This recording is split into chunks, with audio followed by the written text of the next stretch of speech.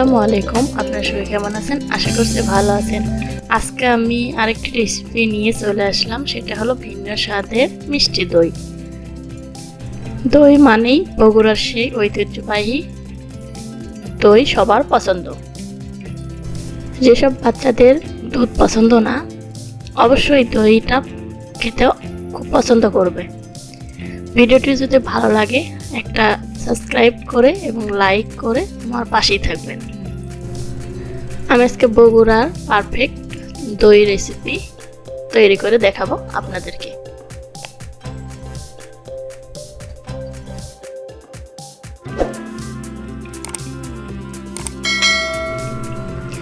ফার্স্টে আমি একটা ননস্টিক কড়াইতে 1.5 লিটার পরিমাণ গরুর দুধ নিয়েছি। এটা আপনারা প্যাকেটের দুধ দিয়েও করতে পারেন, আবার গরুর দুধ দিয়েও করতে পারেন।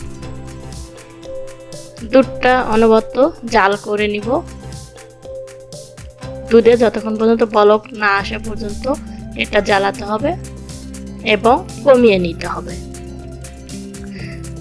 এরই মধ্যেই দুধের ভিতর আমার বলক চলে এসেছে। এখন আমি দুধটা অনবরত জ্বালায়ে কমিয়ে নেব। দুধে মিষ্টি হওয়ার জন্য আমি এখানে হাফ কাপের মতো চিনি ব্যবহার করেছি। আপনারা চাইলে মিষ্টির পরিমাণটা কম বেশি যার যা পছন্দ মতো দিতে পারেন। চিনিটা দিয়ে আমি অনবরত নেড়েচেড়ে নেব। আমি প্রায় 1 ঘন্টার মতো দুধটা জ্বালিয়ে নিয়েছি। আপনারা দেখতেই পাচ্ছেন দুধের একটা কালার চলে এসেছে।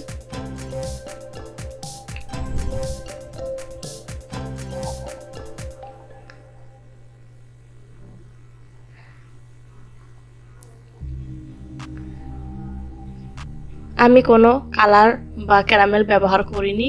আমার 1.5 লিটার দুধ জাল করতে করতে এরকম কালার চলে এসেছে। আমি আরো 5 মিনিট জাল করে নেব।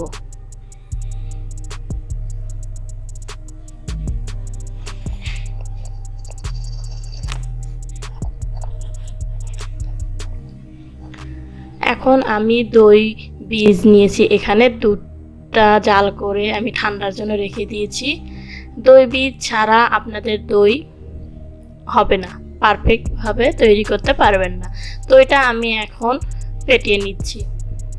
এখানে আমি হাফ কাপ মিষ্টি দই নিয়েছি। অবশ্যই দইটা ভালো মানের হতে হবে। দইটা যদি পচা হয় আপনার বানানো দইটাও খারাপ হবে।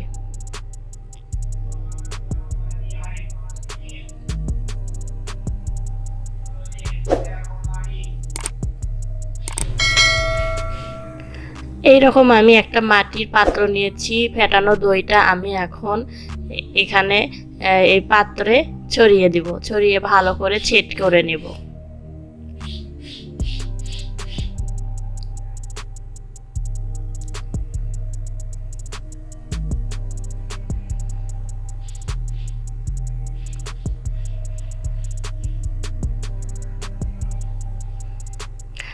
ফেটানো দইটার কিছু অংশ আমি পাত্র দিয়েছি, আর কিছুটা অংশ আমি এখানে দুধের ভিতর ঢেলে দেব। অবশ্যই দুধটা হাত চুবিয়ে নেওয়া যায়, এরকম কুসুম গরম হতে হবে। এখন আমি একটা হ্যান্ড উইক্স দিয়ে দুধের ভিতর ভালো করে ফেটিয়ে নেব। এভাবে যত ফেটাবেন দেখবেন বুদবুদ একটা উপরে বাবল ক্রিয়েট হবে এবং দইটাও উপরে খুব সুন্দর হবে।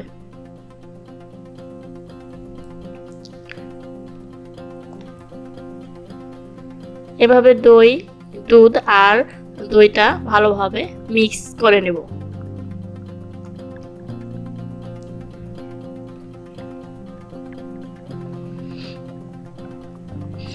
এখন আমি আগে থেকে যে পাত্রটা রেডি করে রেখেছিলাম, এই পাত্রের ভিতর দুধগুলো আমি ঢেলে দেব।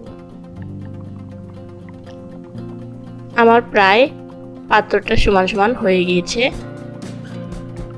আর দেখতে পাচ্ছেন উপরে বুদবুদের মতো বাবল উঠেছে।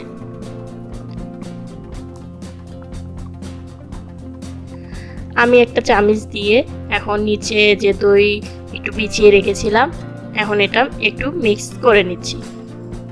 অবশ্যই পাত্রটি আপনাদের একটু গরম হতে হবে।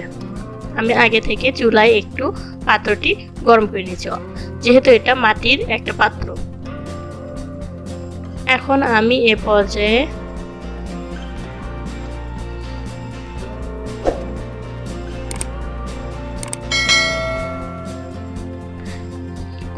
একটা ঢাকনা দিয়ে উপরে ভালো করে ঢেকে একটা কম্বল দিয়ে আমি পেঁচিয়ে সারা রাতের জন্য রেখে দেব।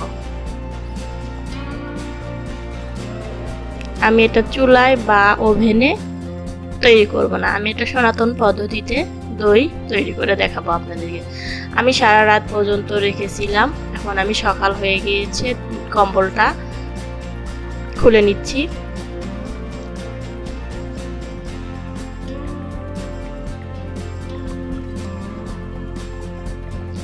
আমি ঢাকনাটা খুলে আপনারা দেখতে পাচ্ছেন দইটা অনেক সুন্দরভাবে সেট হয়েছে।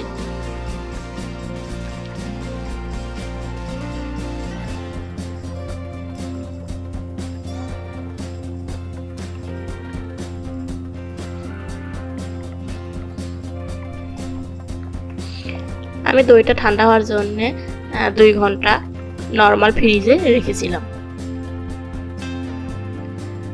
এখন আমি একটা সার্ভিং ডিশে পরিবেশন করে নেব, আর আপনাদেরকে আমি এভাবে ঝাঁকিয়ে একটু দেখিয়ে দিচ্ছি। দেখেন দইটা কত সুন্দর পারফেক্ট ভাবে হয়ে গিয়েছে।